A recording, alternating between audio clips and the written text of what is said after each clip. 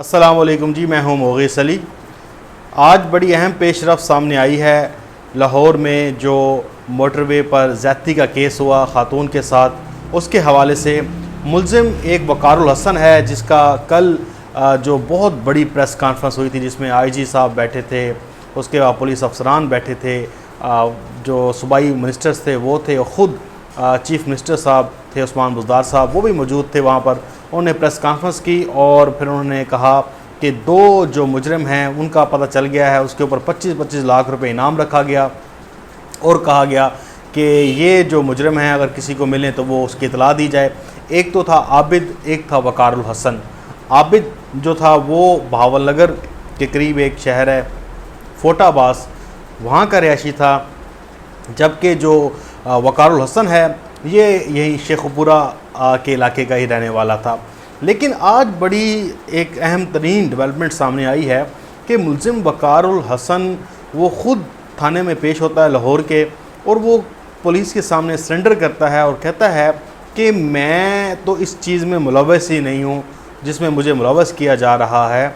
और या तो अब देखें, अब उसने आकर यहाँ पर पेश हुआ, उसने अपने आप को कहा कि मैं बेगुनाह हूँ, पुलिस ने उसका बयान रिकॉर्ड कर लिया है, लेकिन इस ज़्यादती में वो मुलव्वस था या नहीं ये तो पता चल जाएगा, क्योंकि उसका डीएनए टेस्ट होना है और डीएनए के सैंपल जा चुके हैं, और वो आपको पता है कि 24 से 48 घंटे में उसकी रिपोर्ट भी आ जाएगी। ये बात तो क्लियर हो जाएगी कि वो शामिल है या नहीं है। लेकिन इतनी बड़ी प्रेस कॉन्फ्रेंस हुई एक बड़े सूबे की, वहाँ पर दो जो हैं मुल्ज़िम उनको इंडिकेट किया जाता है। ज़ाहिर बात है कि आपने तहकीकात मुकम्मल की होंगी। इधर रोला डला हुआ था, सब कह रहे थे कि मुजरिम पकड़ा गया है, पुलिस के पास ही है, वो इतलात भी दे रहा है, सब कुछ है, और ये भी लीक हो गया कि वो भावलनगर का है, और फिर सारे मतलब हर चीज़ आ गई थी, मुझे बताने की ज़रूरत नहीं। मैंने ख़ुद भी ट्वीट किए हुए थे उसके ऊपर कि मुजरिम है, और मुझे पता है कि वो किसने कहा था। पंजाब की एक ख़ातून है, उन्हें उनके मुँह से बात निकली थी, फिर उनको उसके ऊपर कायम रहना पड़ा। फिर लोगों जब उन्हें मैसेज किए तो फिर उसके स्क्रीनशॉट्स भी थे।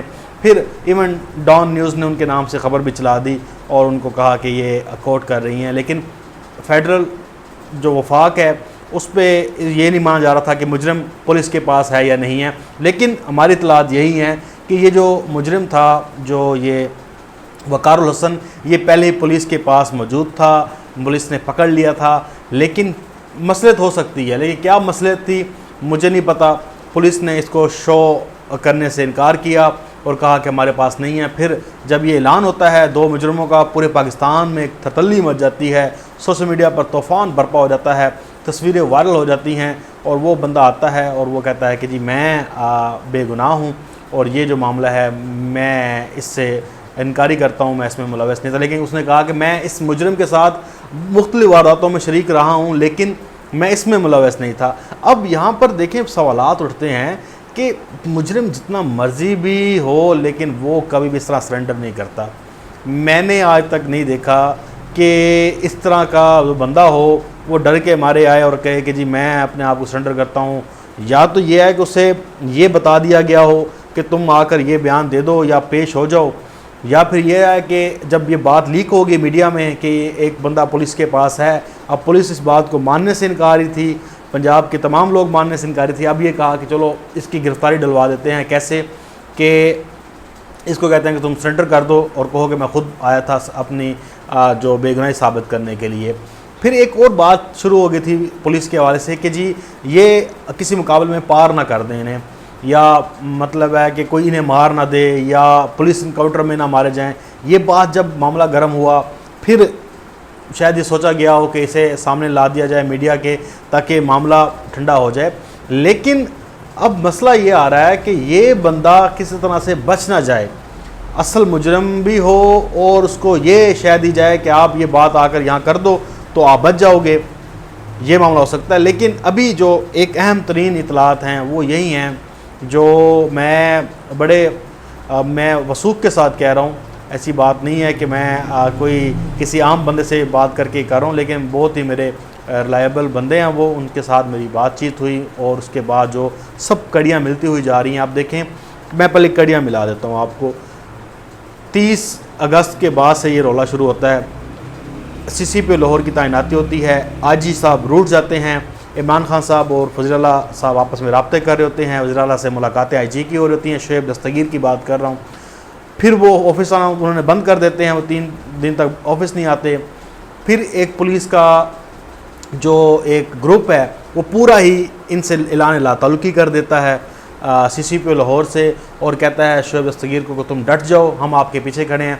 जब वो डट जाता है तो तब वो उसके पीछे खड़े नहीं होते, फिर वो एहतजाज उस तरह नहीं करते, लेकिन यह है कि धीमे तरीके से भी उसके पीछे खड़े होते हैं, ये एहतजाज कर रहे होते हैं। अब पाकिस्तान में एक तो अदलिया बुराई की जो जड़ है ना, मैं तो ये समझता हूँ कि पाकिस्तान में अदलिया का किरदार हमेशा उस तरह से नहीं देखा जाएगा जिस तरह देखना चाहिए। अभी आबिद की मिसाल ले लें आप, ये बंदा अभी रिसेंटली ज़मानत पे रिहा होकर आता है और फिर चोरियां डकैतियां कर रहा होता है। पहले उस जज को पकड़ के फांसी दे दो भाई, जिसने इन जैसे मुजरमों को ज़मानतों पर रिहा किया हुआ है। बिल्कुल आज बिल्कुल खुली डुली बात होगी सर कि अदलिया हमारी ये है कि आप मुजरमों को छोड़ देते हैं ज़मानतों पर और फिर वो ये कार्रवाइयाँ करते हैं। फिर चीफ जस्टिस साहब एक तकरीब में कह रहे होते हैं कि पुलिस को सियासत इसमें ना डाली जाए, इसे सियासी ना किया जाए, इसके ऊपर प्रेशर होता है। अब आप देखें हालात ये हैं अदालतों के, वो मुजरमों को छोड़ देते हैं, वो बाहर आते हैं, आकर कत्ल भी करते हैं, ज़्यादती भी करते हैं बच्चों के सामने, और वो फिर दंदना रहे होते हैं। ठीक है, अब जो मैं बात करने जा रहा था, मैं दोबारा आता हूँ। ये सारा मामला शुरू हुआ, CCPO आ गया, IG चला गया। अब ब्यूरोक्रेसी हमारे मुल्क में भी एक फितना तो है ना इसके अंदर ही, क्योंकि शरीफों और ज़द्दारियों ने इन सब ब्यूरोक्रेट्स को लगाया है। जजों को भी इन्होंने तैनात किया, इन्हीं के वकील थे जो सियासत करते रहे। जब वो वक्त आया तो उन्हें इन्होंने बना दिया जज, वो फैसले करते हैं। इसी तरह से ब्यूरोक्रेसी में ख़ास नरम गोशा शहबाज शरीफ और नवाज शरीफ के लिए है, और इनको बार बार यही कहा जाता है कि वेख लो तुसी कुछ किया तो असी वापस आना है, तुम देंगे ज़िंदगी बर्बाद कर देंगे, मतलब डराते हैं। फिर ब्यूरोक्रेसी का एक अपना नुक्ता नज़र भी है, उनका माइंड भी है। वो क्या है कि वो इमरान खान को डिसलाइक करते हैं, वो उनको पसंद नहीं करते, वो इसलिए फिर ज़रा मसला करते हैं।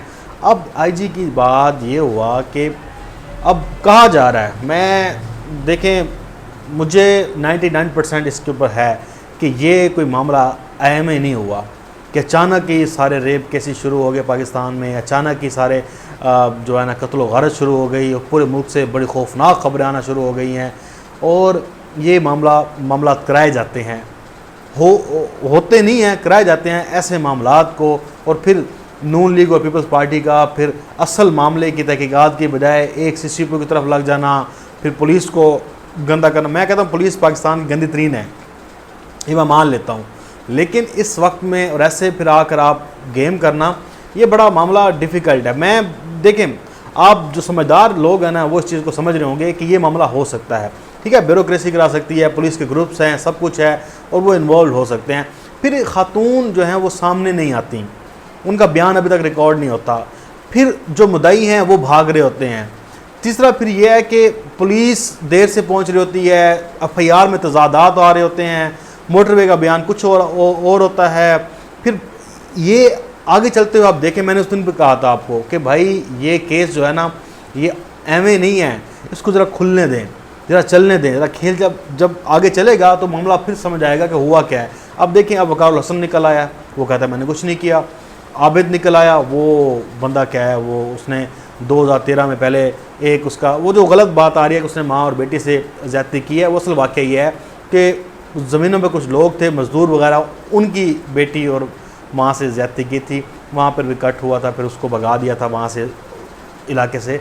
तो ये छांगा मांगा से आए थे, छांगा मांगा से कोटाबास गए थे, वहाँ से फिर इनको निकाल दिया गया था। ठीक है, वो ये मामला है सारा, लेकिन गलत कोर्ट हुआ था। लेकिन मैं भावलपुर में रहता हूँ, आगे भावन नगर है मुझसे आगे, वहाँ से आगे फिर फोटाबाद, भावन नगर से पहले ही फोटाबाद आ जाता है। तो हमारा मतलब है कि मेरे दोस्त वहाँ पे, मेरा यूनिवर्सिटी में एक फ़ेलो था, उससे मैंने कुछ देर पहले ही बात की, कल भी बात मैंने उससे की, तो उसने मुझे सारी डिटेल बताई, वो वहीं का रहने वाला है। उन्होंने चेक का नाम भी बताया, 270 HR ऐसे ही था। लेकिन ये सारे मामलात हैं।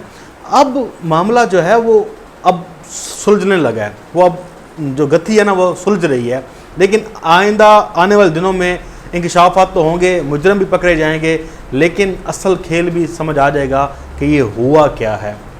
इसलिए जज्बाती ना बने, ना ही मतलब CCO मैं आज बल्ला बिला कहता हूँ कि मैं CCO के बयान के साथ, वो तो मैं उस बयान के साथ कायम हूँ कि पेट्रोल चेक करना चाहिए था। ये मैं बिल्कुल डट के कहता हूँ, कोई मुझे गलत कहे या बुरा कहे या जैसे मर्ज़ी कहे, ये बात उसने 100% सही कही है।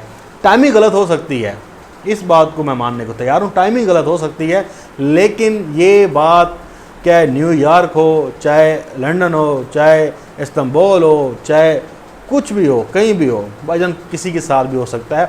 मैं जब ऐसी क्रिमिनल जगह पर जाने लगा हूँ तो उस समय कहते हैं यार ख्याल ना रखें, जेब ना हाथ रखें यार, कोई जेब ना काट लवे, ये कहते हैं, ये लाजमी कहते हैं। आपको अपनी हिफाजत करनी पड़ती है। आप घर में मौजूद हैं, पुलिस अब हर एक बंदे की हिफाजत के लिए तो नहीं मौजूद ना, वो कत्ल कर सकता है। मैं घर में हूँ, कोई और घर में है, वो कुछ उठा के मार देता है, लेकिन असल मसला यह है उसको पकड़ कर उसको कैफरे किरदार तक पहुँचाना, कानून का शिकंजा उसके ऊपर काबू डालना। लेकिन अभी जो है वो बंदा आया है, उसने आके गिरफ्तारी दे दी है। अभी मज़ीद इंकशाफात भी होंगे इंशाल्लाह, आपसे डिस्कशन भी जैसे जारी रहेगी। मुझे दें इजाज़त, अपना बहुत सारा ख्याल रखिएगा। अल्लाह हाफ़िज़। पाकिस्तान जिंदाबाद।